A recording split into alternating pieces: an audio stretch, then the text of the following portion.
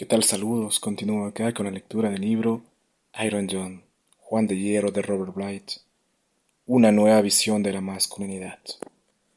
Bueno, ya estoy en el capítulo número 7 que se titula Cabalgando en los caballos, rojo, blanco y negro. Así que bueno, si no escuchaste los episodios anteriores con los capítulos previos, te recomiendo que los escuches primero. Todos los encuentras acá mismo y en diferentes plataformas de podcast, ¿no? Como Spotify, Spreaker, Evox. También los encuentras en YouTube y así. Y bueno, empecemos. Vamos con el capítulo número 7. Dice así.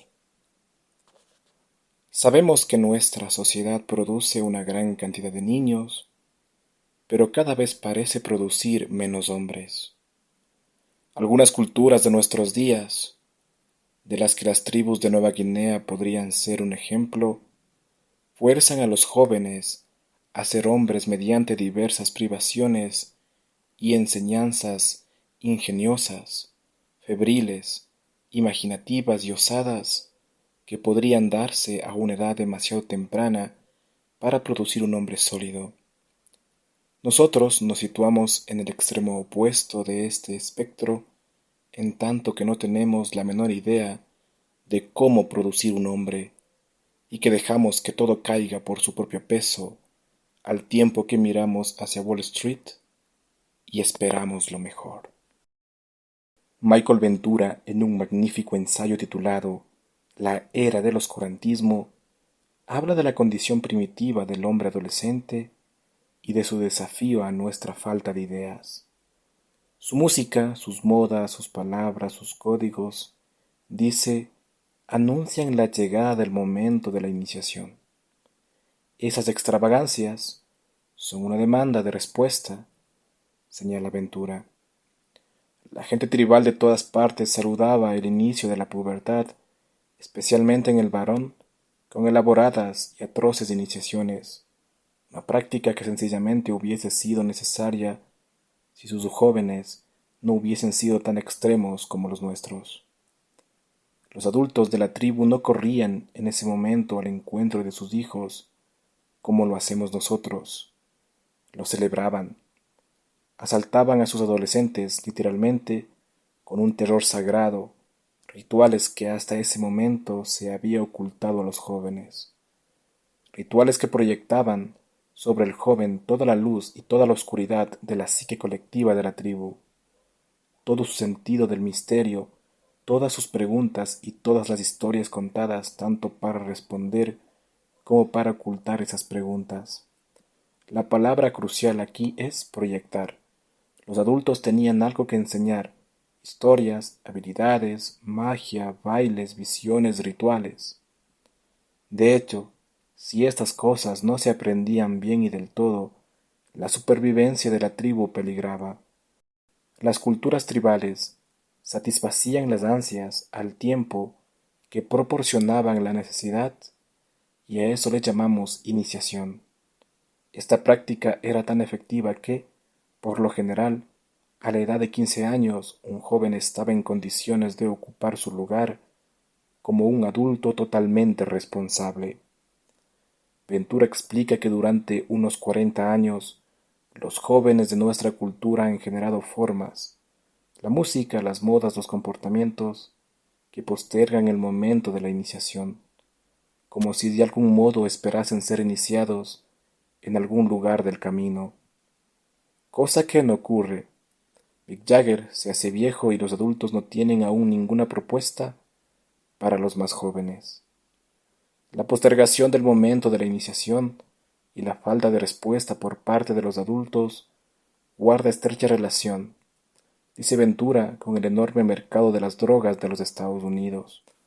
Cada uno de nosotros tendría que saber mucho más de lo que sabemos acerca de la iniciación para poder responder a esta necesidad de iniciación, pero no nos haría daño pensar. Una visión de conjunto de la iniciación clásica. Hay muchos tipos de iniciación, muchos modelos, muchas secuencias de rituales y enseñanzas.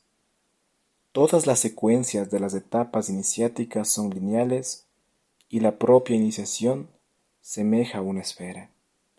Dicho lo cual, podemos considerar una visión lineal de la iniciación masculina separada en 5 etapas. En primer lugar, vinculación a la madre y separación de la madre. Hacemos lo primero moderadamente bien y lo segundo muy mal, sobre todo en los suburbios y en los guetos. En segundo lugar, el acercamiento al padre y la separación del padre.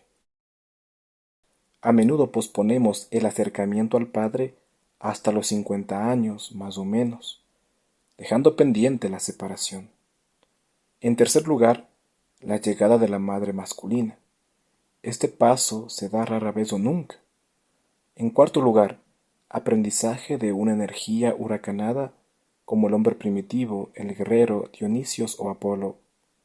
Si ha tenido éxito, el joven recibe un sorbo de las aguas del dios. Este sorbo lo piden los adolescentes. Y finalmente el matrimonio con la mujer sagrada o la reina. Los acontecimientos de nuestra historia encajan perfectamente con este modelo de iniciación clásica. Juan de Hierro representa al menor adulto que vuelve a poner al joven en contacto con su grandeza y con su cabeza de oro. Como hombre primitivo, Juan de Hierro es también la energía divina de cuyas aguas al joven les es dado beber. Habiendo abandonado la iniciación, nuestra sociedad tiene dificultades para conducir a los jóvenes hacia la masculinidad.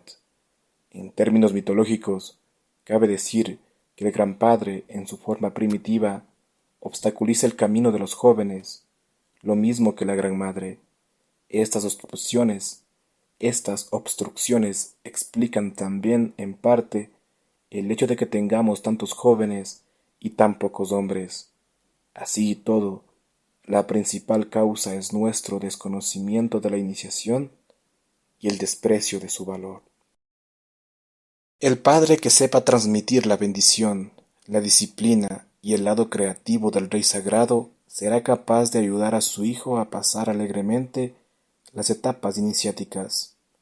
Pero sabemos que también transmitirá el lado torcido o envenenado del Rey Sagrado. El Rey envenenado maldecirá las alegrías más hermosas, como dijo Blake, y de ese modo perjudicará la creatividad, la autoestima y la sexualidad, obstruyendo la entrada al jardín. Algunos padres cometen incesto con sus hijos, algunos incesto físico. En el capítulo 4 hemos hablado exhaustivamente del lado torcido del Gran Padre. Tenemos que ocuparnos también de los dos lados de la Gran Madre. De su lado positivo, su hijo recibe aprobación, nutrición y coraje. Pero la Gran Madre tiene asimismo un lado torcido o envenenado, porque ella es, también, una enorme energía huracanada que atraviesa la pared con sus garras. A veces esas garras arrancan el lado humano de la madre y solo dejan la parte mecánica, que repite patrones psíquicos conocidos por sus abuelas, bisabuelas y tatarabuelas. Nuestra historia resume el lado positivo de la Gran Madre en una sola idea. Es necesario robar la llave de debajo de la almohada de la madre. Marian Woodman propone que distingamos entre la madre consciente, sabedora del poder que ejerce sobre el hijo o la hija, y la madre subconsciente, que ejecuta los programas de la Gran Madre una y otra vez, sin distinguir entre vida en común y dominación. El lado torcido de la Gran Madre no quiere que el muchacho crezca porque, si lo hace, saldrá de su reino. No le maldice, como hace el lado torcido del Rey Sagrado, pero lo retiene. En el cuento celta, Culhwch y Olwen, que mencionamos anteriormente, se habla de un joven llamado Mabon que está preso bajo el agua. Salmón puede oír sus lamentaciones noche y día. Los compañeros de Culhwch le dicen a Arturo que el primero no puede completar sus tareas hasta que Mabon sea rescatado de su prisión subacuática, y ello no se puede hacer hasta que el gran Salmón, la criatura viviente más antigua, sea encontrada, y así sucesivamente. El muchacho apresado bajo el agua es el joven varón atrapado en la posesividad habitual de la gran madre. No es la madre personal la que le apresa, sino la gran madre, para quien la madre personal es receptiva o transparente. Conviene insistir en que no es la madre personal la que apresa al hijo, ella quiere que sea libre. Es el lado posesivo o primitivo de la gran madre la que le mantiene prisionero. En otras historias se describe cómo se lleva a cabo el apresamiento. Una de estas historias es el cuento ruso El zar doncella, en el que el hijo de un mercader cuyo nombre es Iván pierde a su madre de niño. Su padre se vuelve a casar, por lo que Iván pasa a tener una madrastra. Madrastra es la palabra clave de los cuentos de hadas para designar el lado envenenado de la gran madre. Más adelante, conocemos un hecho perturbador. La madrastra se ha enamorado de Iván. Cabe decir que la gran madre se ha enamorado perjudicialmente del joven sin iniciar. El padre se va de viaje y el tutor que ha contratado se lleva a Iván de pesca a la bahía. En el horizonte aparecen varios barcos. Al acercarse una poderosa mujer rubia saluda desde el más grande a Iván como si le conociera. Con gran regocijo para él, promete regresar la siguiente tarde. Se llama a la doncella que también es un zar. Nosotros la conocemos como la mujer de cabellos dorados. Esa noche, la madrastra emborracha al tutor y se entera de todo lo ocurrido.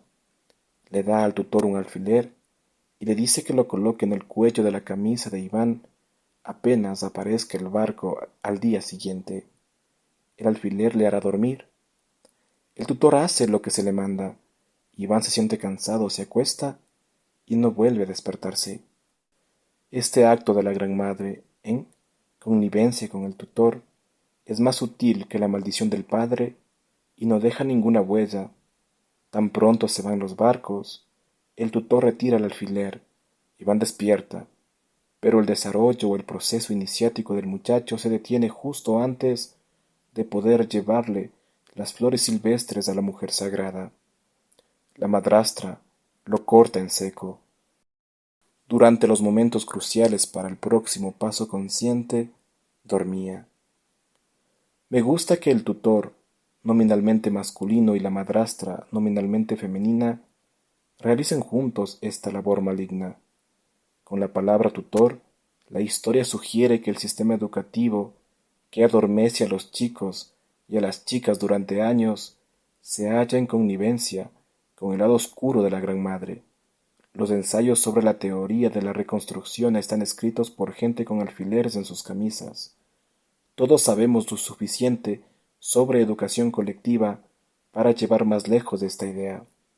Las universidades se autodenominan alma mater y la negativa del materialismo adormece a naciones enteras. Marian Woodman se ha referido a este alfiler como un falso falo insertado junto a la cabeza. Lo asocia con cierto tipo de conversaciones intelectuales que, provenientes de su mente racional, la madre subconsciente se permite con el hijo adolescente. A veces, las ideas intelectuales que la madre transmite al hijo tarde por la noche son una bendición, otras no. Años después, el joven podría acabar aislado en una torre mental elevada. Pero si la unión tiene lugar al nivel de los sentimientos, podría acabar apresado bajo el agua, donde el salmón le oiría lamentarse noche y día. Durante los últimos años, nuestra cultura se ha preocupado y con razón del incesto físico de los varones con sus hijas, que es horrible y repugnante en su alcance y en su capacidad de vulneración. Y también hemos dedicado cierta atención al incesto psíquico entre padre e hija. Somos conscientes del perturbador incremento del número de hijos víctimas de abusos sexuales por parte de madres, padres, tíos y hermanos mayores. Pero la cultura aún no se toma muy en serio el daño que produce el incesto psíquico entre madres e hijos. En estos eran los Sioux, dice Mary Sandox, que, a partir de los 7 años de edad, el joven Sioux nunca miraba a su madre a la cara. Todas las demandas se realizaban a través de la hermana. ¿Le puedes pedir a mamá que arregle estas sandalias? Dumbo quiere que le arregles las sandalias, etc. Cuando acababa la faena, la madre no le daba las sandalias al hijo diciéndole, toma tus sandalias, sino que, nuevamente, el objeto pasaba por las manos de un intermediario. En el acto de mirar a los ojos al hijo y decirle, toma tu camiseta recién lavada, puede fluir mucha energía sexual. Semejantes precauciones entre madre e hijo nos parecen absurdas, ridículas, inhumanas, y sin embargo, ya adultos, los varones Sioux fueron famosos por su falta de miedo en el trato con las mujeres. Sus conversaciones desinhibidas en los tipis, la facilidad para hablar de cuestiones sexuales con sus esposas. Sin duda, las mujeres Sioux eran más conscientes de las posibilidades de incesto psíquico entre madres e hijos. He mencionado que las madres americanas confían a veces detalles de sus vidas privadas a los hijos pequeños, detalles apropiados para adultos de su edad. La revelación sincera es a menudo mejor que el mutismo, pero puede ser perjudicial si el hijo se siente involucrado. En muchas ocasiones, el hijo toma partido por su madre y dice, en una forma u otra, estas palabras terribles. Mamá, cuando sea grande te compraré una casa muy grande y nunca tendrás que volver a trabajar. Hoy por hoy, el 20 o el 30% de los jóvenes viven en hogares en los que no habita ningún varón adulto, y la mayoría dice esas palabras, abiertamente o en silencio. Pero el incesto psíquico no se limita a los hogares con un solo padre. El énfasis que se ha dado en las últimas décadas a la insuficiencia de los hombres y la perversidad del sistema patriarcal alienta a las mujeres a menospreciar a los varones adultos. Las mujeres de nuestros días se han hecho conscientes también del valor de sus propias y ricas vidas interiores. Se puede decir que la novela europea, un encantador fenómeno de los últimos 2 siglos, ha hecho que más de una mujer repare en la rica reserva de impulsos y de anhelos, satisfechos o no, que esconde en su alma. Pocas mujeres dicen, ya, que los límites de mi vida son los de mi esposo. Ni siquiera lo piensan. Una mujer del siglo XX tiene una compleja sensibilidad que ningún hombre común o mortal puede satisfacer plenamente. Sugiero, pues, que estamos ante la convergencia de dos tendencias contemporáneas. Una viene dada por el creciente énfasis que pone la cultura americana en la incompetencia del varón adulto, aun en su absurdidad, y la otra es la creciente conciencia que la mujer tiene de su riqueza emocional interior. Cuando estas tendencias convergen, la esperanza del cambio y de la satisfacción de los anhelos recae sobre los hijos jóvenes. La madre busca satisfacción emocional en el hijo y sus fantasías a este respecto pueden haberse intensificado en los últimos años. Es muy frecuente que un hombre de edad madura busque compañía sexual en mujeres jóvenes. Una mujer de edad madura puede buscar compañía espiritual en un hijo de 8 años. En sus fantasías puede esconder el sueño de que éste compense las asperezas de otros hombres, que desarrolle una mente abierta a los valores de la mujer y que sea su compañero espiritual. En sus fantasías tal vez le haga vivir una historia heroica que ella no tuvo, pero sobre todo ella espera que él aprenda a ser más bondadoso con las mujeres de lo que fue su padre, y que satisfaga sexualmente a su propia mujer. En suma, espera que sea mejor amante para su mujer de lo que fue su padre. ¿Quién podría ser su mujer? Cientos de veces un hombre u otro me ha dicho que, a la edad de 40 o 45 años, descubrió que se había consagrado su vida a sustituir al esposo, amante y compañero espiritual de su madre. Hombres así se ven a sí mismos como caballeros blancos de la femineidad. Y se les pregunta, ¿qué sientes hacia los hombres? Lo más probable es que respondan, nunca me he podido fiar de ellos. Si la segunda etapa de la iniciación sirve para acercar al padre y al hijo y para separarles, semejante hombre está muy lejos de dar este paso.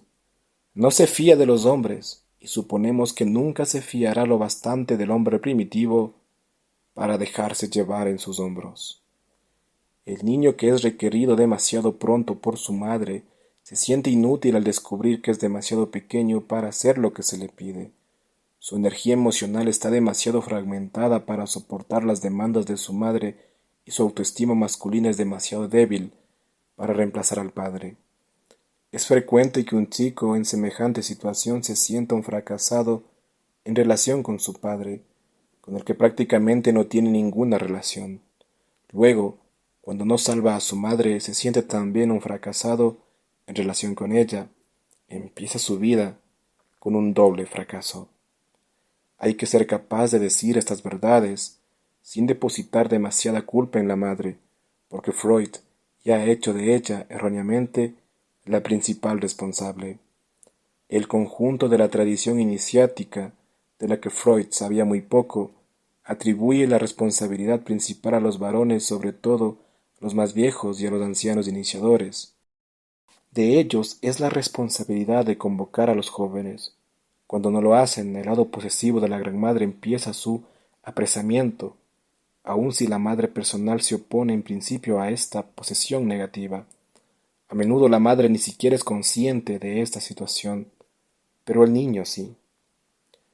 Avergonzado por su incompetencia y hasta cierto punto asustado por estar siendo arrastrado al lado de su madre antes de estabilizarse como hombre, el niño descubre en sí mismo una cólera inexplicable, una rabia que impide que el sueño materno de un varón delicado se haga realidad.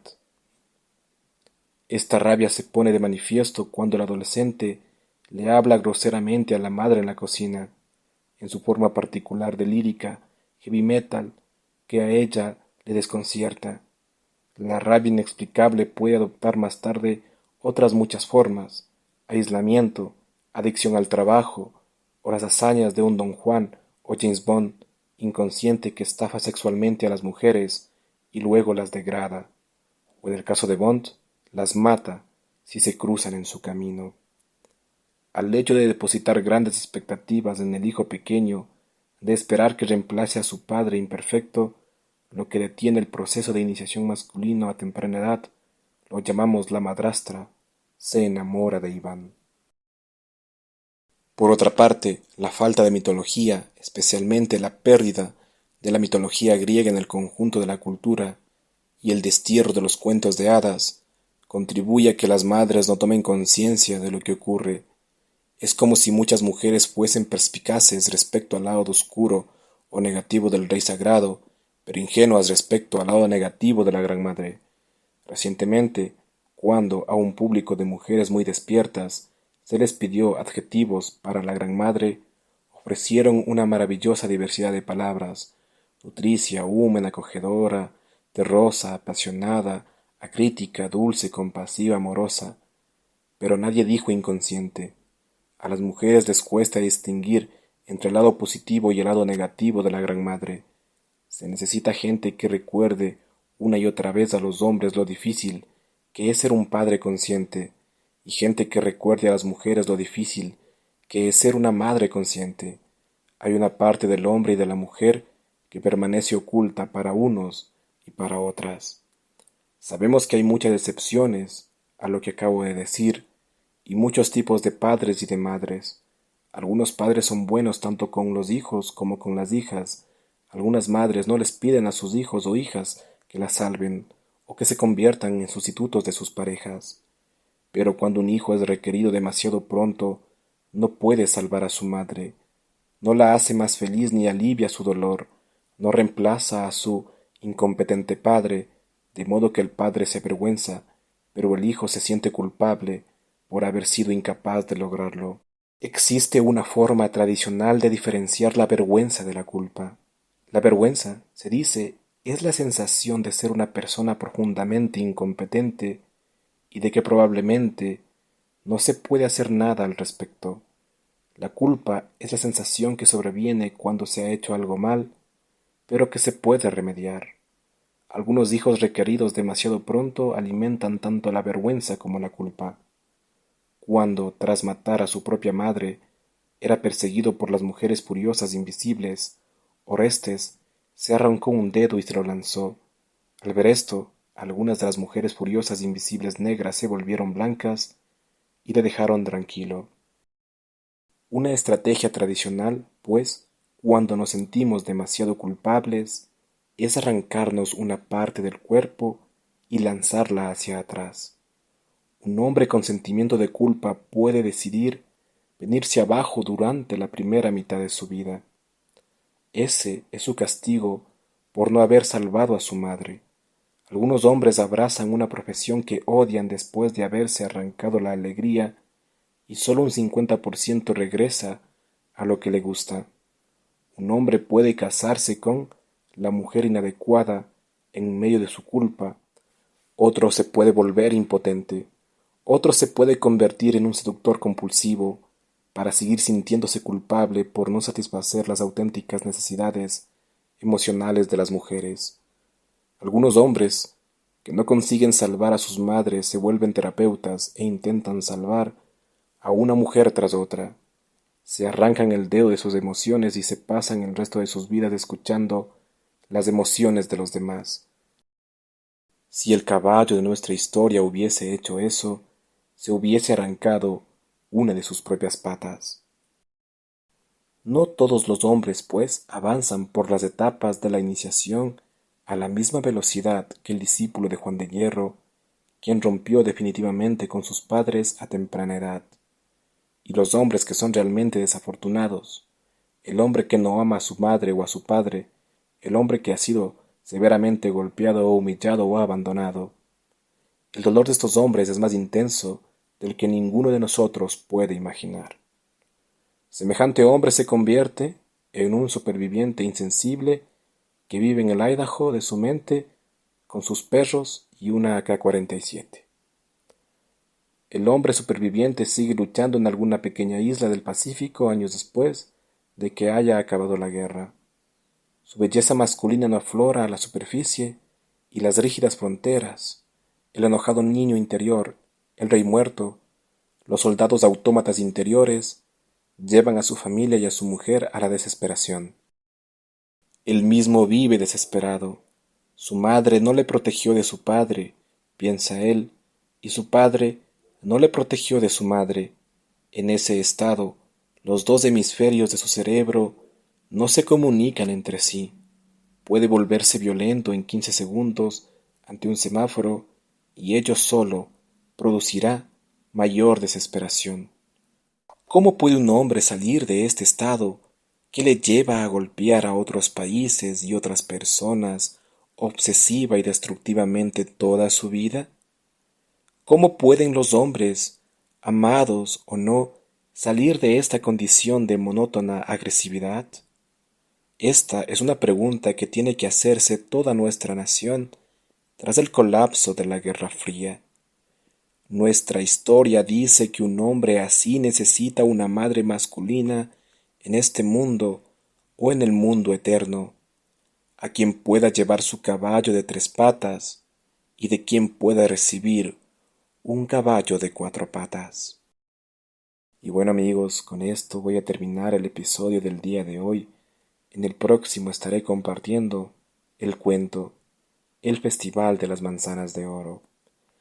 Así que, bueno, suscríbete al canal, comparte este episodio, dale me gusta y apoya al canal desde el enlace en la descripción. Sin nada más que decir, me despido. Hasta un próximo episodio. Muchas gracias.